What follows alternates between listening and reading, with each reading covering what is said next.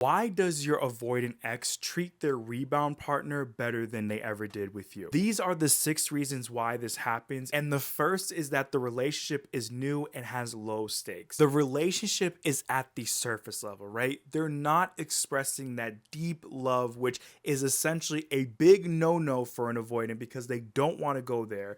So they are essentially going to feel more comfortable here. This is exactly what they did with you when they were in the relationship, right? They seemed to be more open and expressing emotions, and they were really into the relationship, and it was because they felt comfortable being there. It essentially hasn't gotten to that commitment stage where you're going to go into that deeper love and expressing the emotions, and that's where you saw the problems happen. That's where you start to saw them pull away from you and not want to ever open up. So because again this relationship is so new and it's so early on, they're going to be doing things to show that they are engaged and that they're really wanting to actually make the relationship work. But all the while, this is just because it's still in that honeymoon phase. Reason number 2 is that they are trying to overcompensate for the guilt that they feel in how they've treated you. There is a part of them that knows that they treated you wrong. They know this because they essentially have to manipulate you to make you feel like you are the problem so that they can continue to run this cycle and essentially do their avoidant things and not have to ever worry about trying to open up or express emotions. So what they do in the new relationship is that they try to treat that person way better than they did with you to make themselves feel better about how they treated you, right? They're trying to right their wrongs with you with the new person, which is never going to work, right? Because in order for you to amend what you've done to someone, you need to try to work on it with that person. But in their mind, if they're able to treat the next person right, that gives them a pass to say, okay, well, I'm good. I don't need to worry about this. I don't need to feel guilty. I've already made up for it. This is why you'll see them start to do things that they never did with you because to them, they're kind of in their own twisted way, feeling like they're making up for how they've treated you. Number 3 is that they are trying to convince themselves and everyone else that they have moved on. This is essentially their way of trying to control things, right? They don't want people to think that they're grieving you or that they're down bad. They essentially want to come off as if they're good. They're unfazed by what has happened.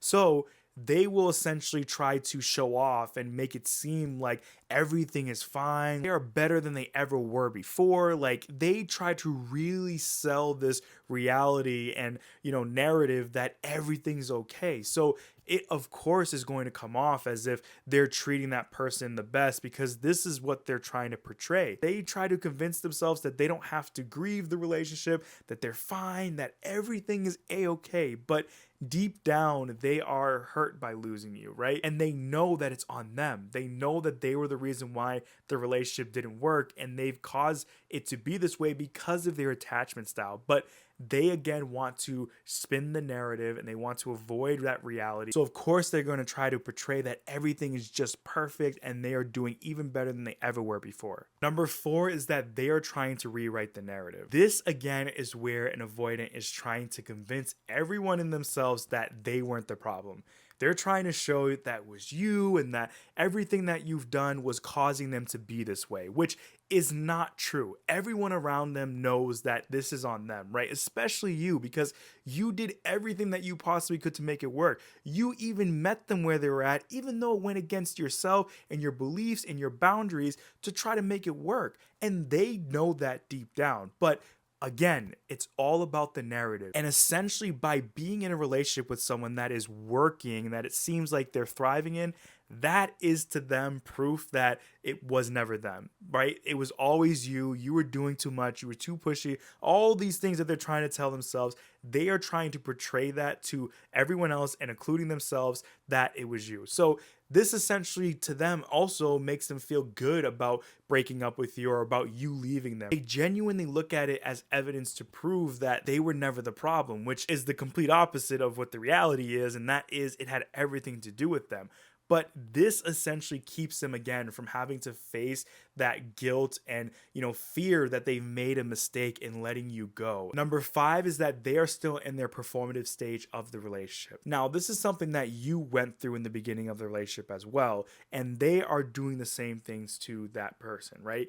they are trying to convince that person that they are the perfect spouse. They are doing everything right. They seem super lovey-dovey and open, and they almost present themselves as the perfect partner. But essentially, this is all part of their game, right? This is a way for them to kind of start to infiltrate that person and to have them kind of bring down those walls. And then the moment that they start to have that avoidant tendencies coming up, they will simply use this as a way to kind of show that partner, like, hey, look, like, I was great in the beginning, like everything was fine. So this isn't me, this is you. You're doing too much. And that's what essentially starts to break down that barrier and the boundaries that you have. And you start to believe them slowly and slowly. And that's what they're doing to that partner, right?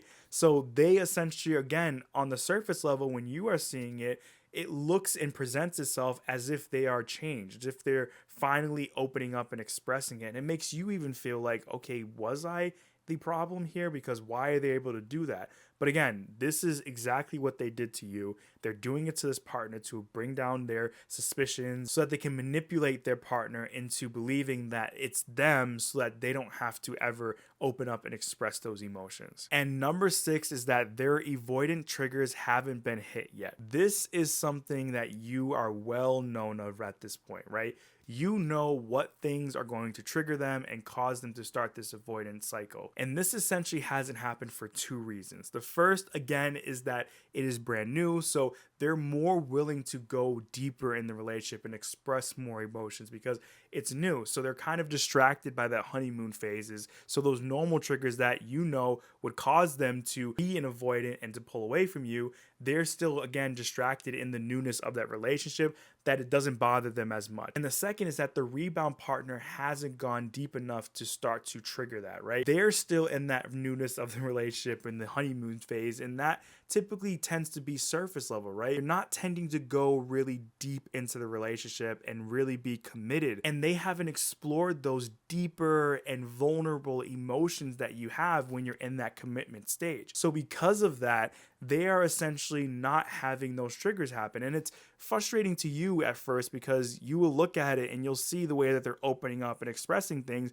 and it confuses you because you would do that and they would just be instantly triggered and you don't understand why that's happening. But this is the reason. And what you have to understand is that this is a cycle.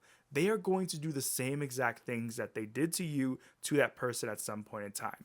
The only way that they're not going to is if they actually do the things that they need to heal from this avoidant attachment style, which they need to be away from a relationship and work with someone like a therapist or, really take it serious on their end and do the things that they need to do to heal from this. And that's going to take some significant time because this is something that came from their upbringing. This is something that's have happened for a long period of time. And it's not something that just came up yesterday and they just decided to be that way.